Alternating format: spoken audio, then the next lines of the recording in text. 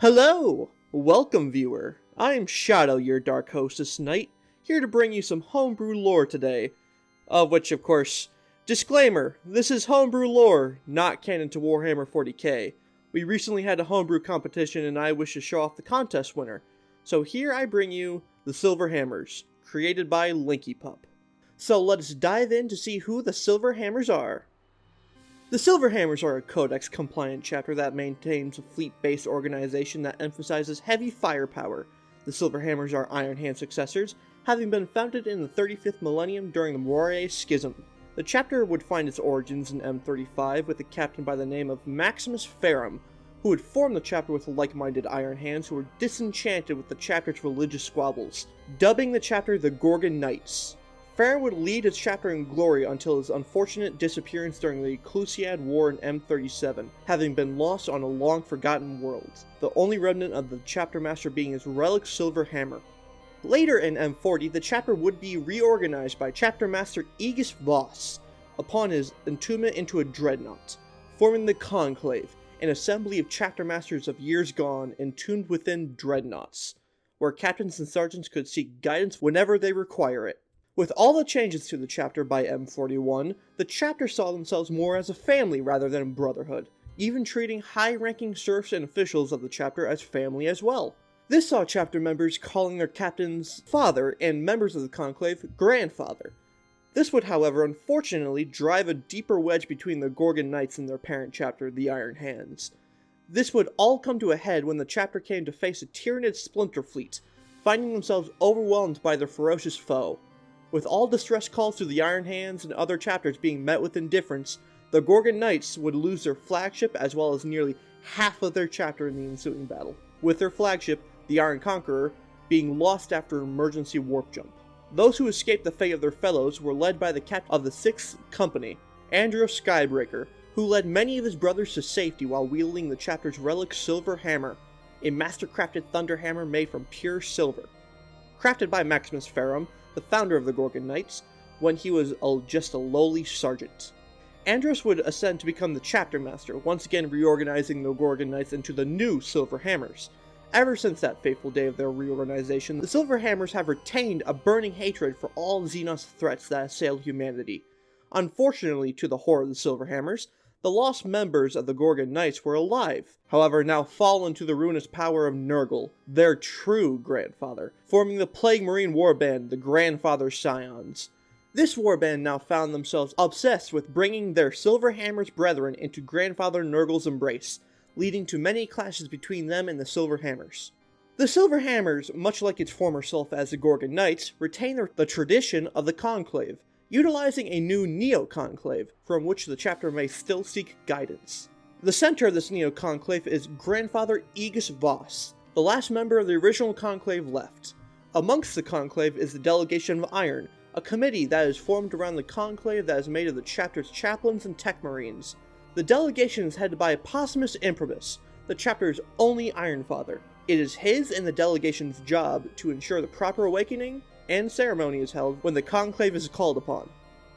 The chapter works closely with the Ordo Xenos Inquisition to uncover information about the whereabouts of their lost flagship, the Ironclad Conqueror. In exchange for their assistance, the Silver Hammers contribute additional Marines to the Death Watch at a rate of 5% for recruitment. Due to the chapter being fleet-based and their scorn ties to the Iron Hands, they had to venture far from where they are stationed to get maintenance and repairs done to their vehicles, armor, or even to simply resupply. The Silver Hammers are renowned for their spearhead assaults, in which the chapter utilizes a high number of Devastator squads, Terminator squads, dreadnoughts, and armored vehicles. The order of battle often starts with a heavy vehicle vanguard, with Devastator squads right behind the advance to provide fire support. From there, tactical squads are deployed via Rhino transports, and assault squads are brought in from the air, all supported from the air by Storm Talons and Storm Raven gunships. The Spearhead Assault allows for an overwhelming offensive momentum that leverages its power on the heavy armor, devastating firepower, and rapid assault deployments. All this combined creates a powerful offensive force that once the tip of the spear pierces, is hard to stop. The Silver Hammers chapter colors are silver all around, black trim, gold if they are veteran, with the top of their power pack being white.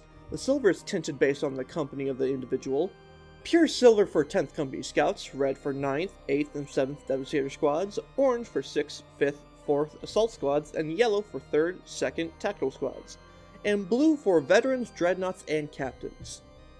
Linky Pup also provided some author notes for the chapter, which I will include here in full. 1. The idea behind this chapter was the Found family and the Toxic family, the core being that the Found family are the battle brethren of the Silver Hammers acting as the Found family, and the Nurgle-inflicted other half being the Toxic both figuratively and literally. 2.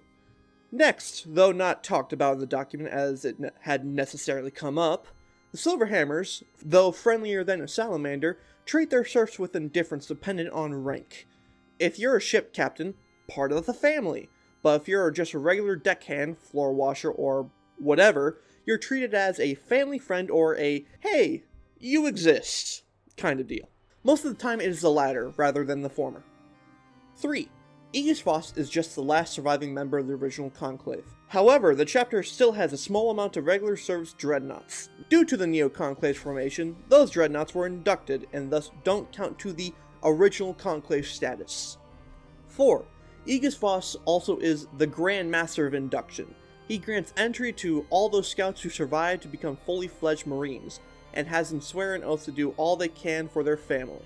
5. Despite how it sounds, the paint scheme for the chapter is not hard.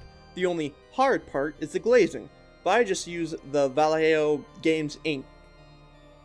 Vallejo Game inks heavily mixed with water, and Pro-Acryl Glaze Medium. Damn it, Linky! 6. The Grandfather Scions are a Plague Marine warband made up of the lost 3rd, 5th, 7th, and 9th companies of the Gorgon Knights, and were ecstatic to learn that the other companies had not been lost. And this is where the nasty truth comes out. Maximus Ferrum didn't die. It is unknown how he found the warband, but what is known is that Nurgle got to Maximus first, and is now Maximus Infestum. Lanky, this hurt me to read. The leader of the warband, and only wishes to meet his new sons and bring them into their real grandfather's embrace. 7. Also, I wasn't aware of the Beatles song Maxwell's Silver Hammer before this, but when I was informed of such, I knew I had to reference it by naming the chapter founder Maxwell. But that didn't really work in 40k, so I changed it to Maximus. As for my overall thoughts on the Silver Hammers, I find them to be a very interesting chapter. The idea that the chapter sees itself more as a family is something I would love to see a short story dive into. The chapter has an eventful history and overall feels like it could really fit well into the overall 40k setting. I personally also really love the information on the chapter Spearhead Assaults, with all the armor and vehicles. Bonus points as well for making them Iron Hand successors too. Overall, this is just a great homebrew, though you don't need to really just take it from me, just look at these wonderful esteemed views from an esteemed judge. 10 out of 10 hammers were silver. A masterful review! Thanks, time! Let's see what another esteemed judge has to say about the Silver Hammers. Hello, Linky. Are you well? Are you sitting? If you're not sitting, you should probably sit down. Rest your legs. I don't know. Congratulations on winning the Space Marine chapter contest in the Arthur Bone server. It's good. You actually showed some genuinely good writing here, jokes aside, and I was very pleasantly surprised as to what you put down. Not to say that I didn't think you were going to do something good, but I have to say what you put out was remarkable and incredibly fascinating. First off, I like the fact that this chapter isn't the OP self-insert that's uber good at everything. No, they're good at this one specific thing, which is assaults with lots of vehicles and melee weapons. And I like that, honestly. That is really quite cool. The fact that they're Iron Hand successors as well is a really nice touch, making them a bit ahead of the curve in regards to other Iron Hand successor chapters. Well, I guess you could also say they're a bit of a cut above the rest. I'm not sorry. The Dreadnought Chapter Master Council is awesome. It's a really unique idea and is a more...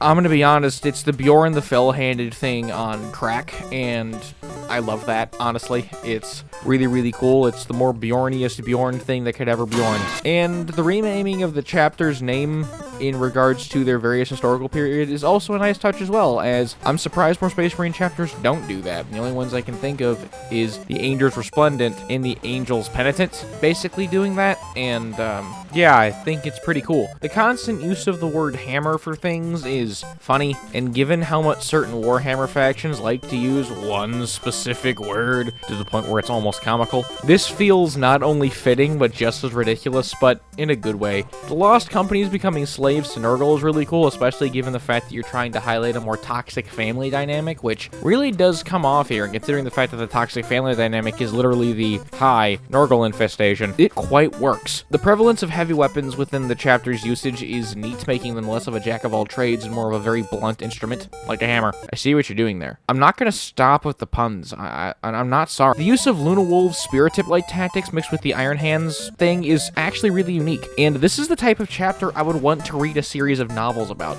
just because how much lore there is here. I really like the subtext you use, and overall, these guys feel very similar to, say, the Soul Drinkers in the sense that there is a lot to offer here in terms of stories, but past that, they would be probably something a cult fan base will really follow. I mean, look at how the Crimson Fists are loved, in the sense that they have a very small but vocal fan base. I could see these guys being a fan favorite if they were made canon. You knocked this one out of the park. This feels perfect. This is one of the best original Space Marine chapter ideas I have ever seen, to the point where I could straight up see this. I could see these guys popping up in an old codex somewhere. Like, if I were to open, like, a White Dwarf from, like, 2003 and see these guys in there, they would feel right at home during that period. So, honestly, really freaking good job. Awesome. Hope you have a nice day. Go wash your dishes. Go wash your fucking dishes. And that, viewer, is the Silver Hammers. A big special thanks to Uncle Sam for his input today. A thank you and congratulations to Lanky. Your work has been wonderful to cover. And of course, thank you all for watching. Let us know your thoughts on the Silver Hammers in the comments below. And once again, be well this night. Ave Dominus Nux.